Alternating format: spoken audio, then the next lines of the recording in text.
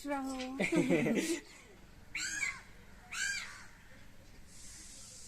Address भेजना है। नमस्ते भैया। नमस्ते। आज हम हैं जैतगिरी में, भैया के यहाँ इन्होंने इनवाइट किया था। हम ये जानना चाहेंगे कि ये जो दिवाली त्योहार है हमारा, इसको क्यों मनाते हैं? नई फसल को काटने के उपरांत जी।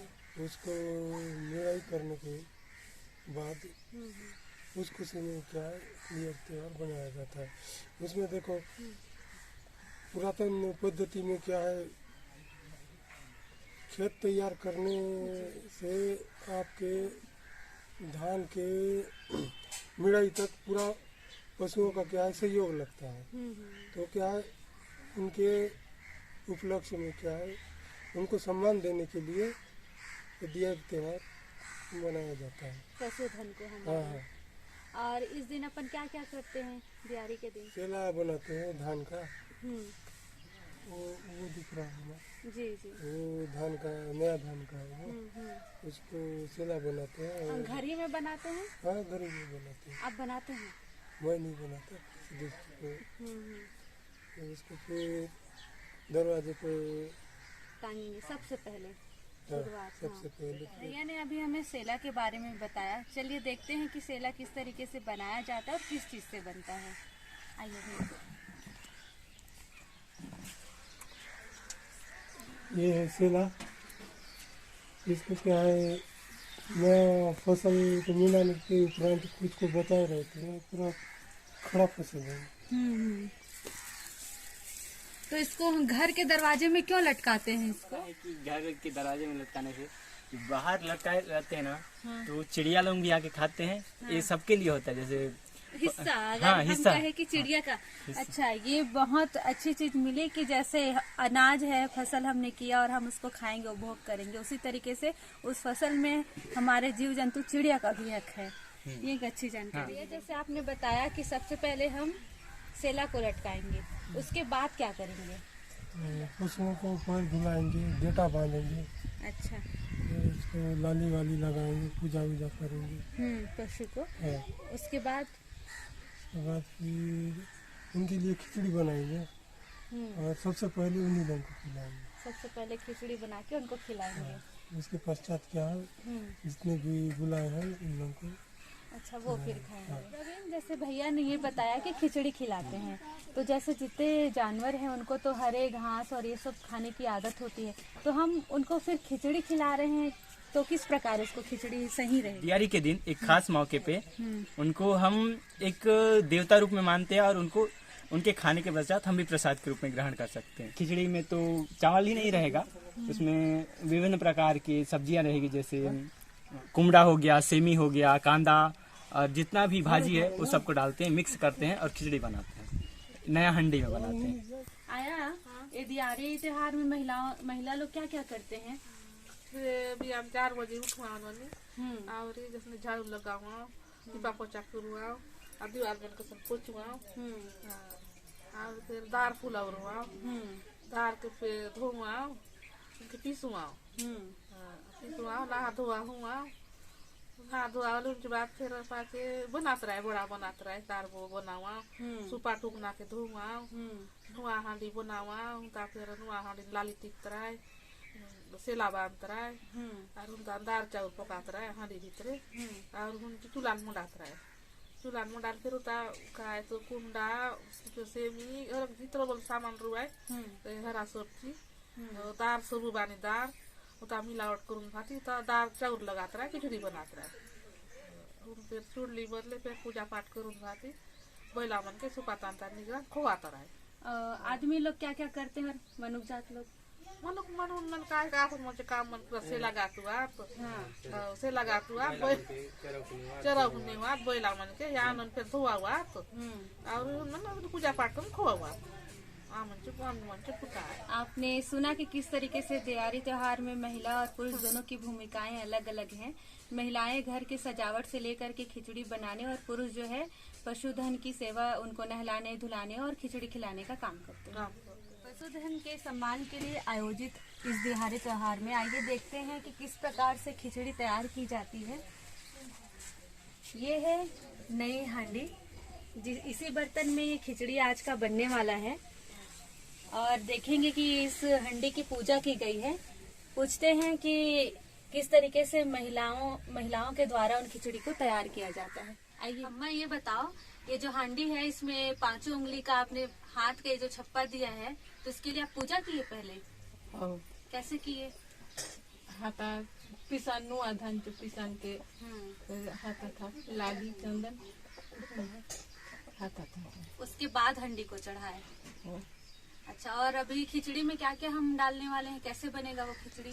खिचड़ी दाल, नुआ कुमदा, उड़द दाल, और क्या साग मिलाएंगे उसमें कुमड़ा के अलावा? कुंडा, सेमी, कांदा, जुड़गा दाल, उड़द दाल, दाल ये दाल में। अच्छा, खोल के दिखाओ ना इसको। ये देखिए, इसमें सेम की फल्ली है, भाजी है, कांदा है, आलू है, कुमड़ा है। तो सब्जी को पहले इसमें बॉईल किया जा रहा है। अच्छे से जब ये बॉइल्ड हो जाएगा तब नुआ धान उसमें चावल है, उसमें चावल पक रहा है और इसमें सब्जियों को पकाया जा रहा है। जब ये सब्जी पक जाएगी तब उस चावल में मिला दिया जाएगा। और इसमें नमक भी मिलाते हैं? नमक बस ना? हल्का नमक, मिर्ची उर्ची कुछ नहीं? अच्छा,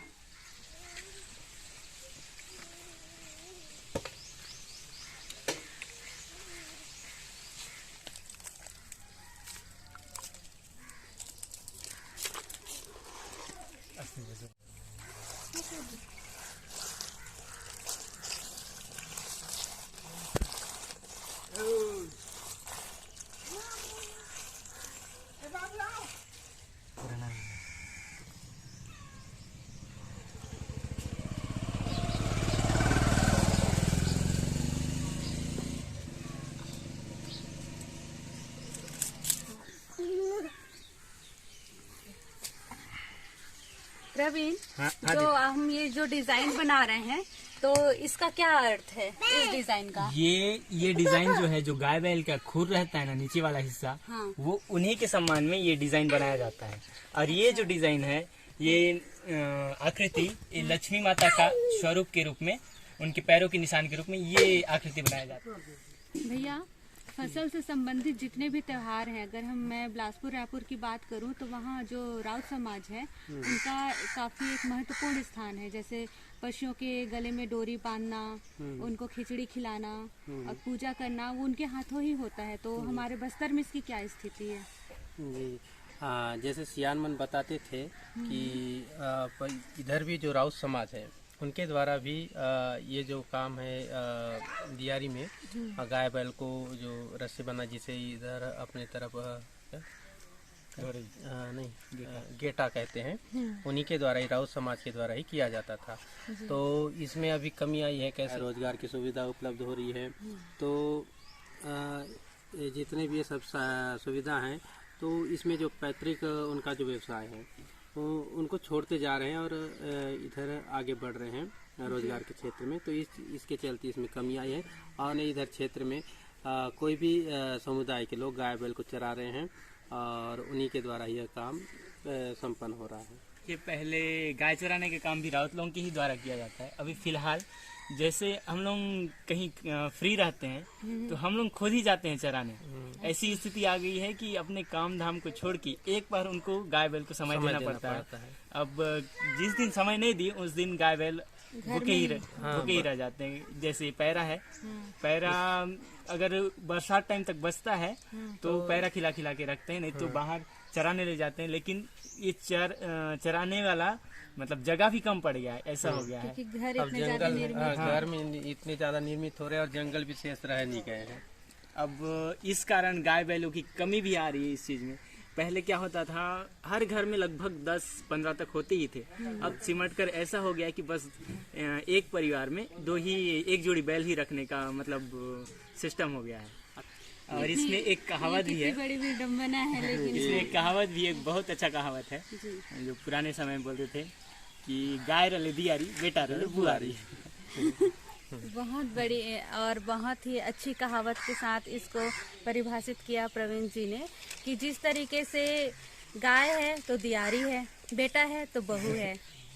ये महत्व है, ये बहुत बड़ी।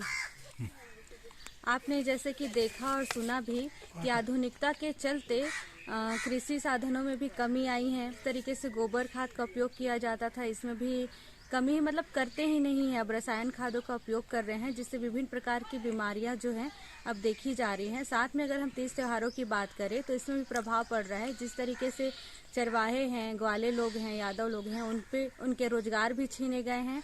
और साथ में हम ये कहें कि जो परंपरागत तीज त्योहार रीति रिवाज हैं, ये भी विलुप्ति के कगार पे। और कुछ तो ऐसे भी हैं जैसे दियारी में इस तरीके से राउत का जो महत्व होता था, ये तो विलुप्त ही हो गया है।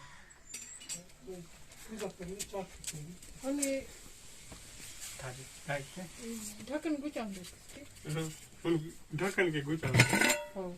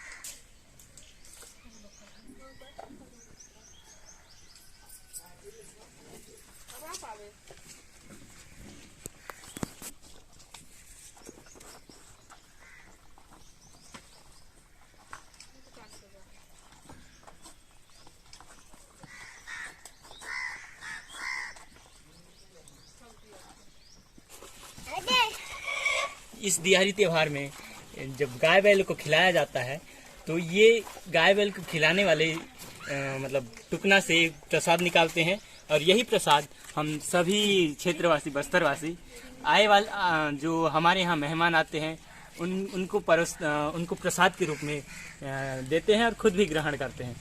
गाय बैल का जूठा खाना दियारी का एक खास पहचान है। आज के दिन गाय बैल को भी खाना खिलाने से पहले उनको धुलाया जाता है, उनके मुंह को धुलाया जाता है, उनके पैरों को धुलाया जाता है और खाना खाने के पश्चात भी उस जूठा को धोने के लिए हम गाय बैल को मुंह धुलाते हैं।